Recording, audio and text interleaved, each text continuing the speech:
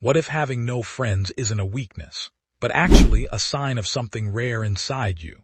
Most people assume that a person with few or no friends is broken, antisocial, or simply unlikable. But psychology tells a completely different story. Today, we're uncovering 5 rare traits that people with no friends almost always share, and by the end of this video, you might start seeing yourself in a completely new light. Stay with me. This one might change everything. People with few friends aren't lonely because nobody likes them. They're selective because they don't settle. While others are building large social circles filled with surface-level connections, you're sitting back thinking, I'd rather be alone than surrounded by fake people. Psychologists call this quality over quantity thinking. You don't just hand out trust like candy. You observe, you wait, and most people never make it past your internal checklist. That's not a flaw. That's wisdom most people spend decades trying to learn. Have you ever been in a room full of people and still felt completely alone? Not because you're broken, but because your mind operates on a different frequency. Research shows that highly intelligent and deep thinkers often struggle with friendships not because they're arrogant, but because small talk feels like slow torture to them. You want real conversations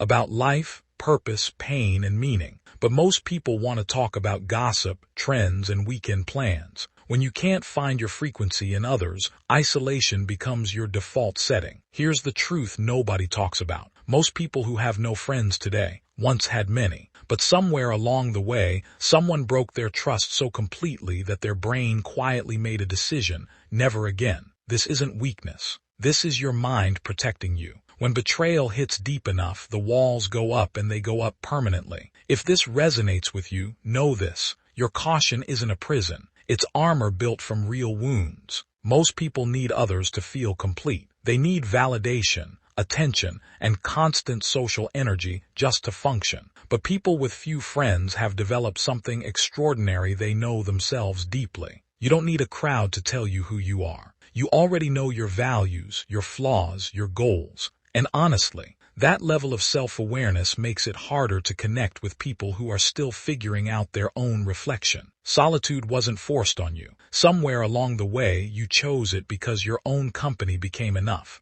The most overlooked reason someone has no friends: they're quietly going through something the world cannot see. Grief, anxiety, depression, trauma, major life transitions. When you're carrying invisible weight, socializing doesn't just feel hard, it feels impossible. And that's okay. Healing is not a social event. Some seasons of life are meant to be walked alone. Not because you're cursed, but because you are being rebuilt. So if you have few or no friends right now, I want you to hear this clearly. You are not broken. You are not unwanted. You are not too much or too little. You are simply someone whose depth the wrong people couldn't handle. The right connections are coming, but first become someone you'd be proud to introduce to yourself. If this video spoke to you, share it with one person who needs to hear it today.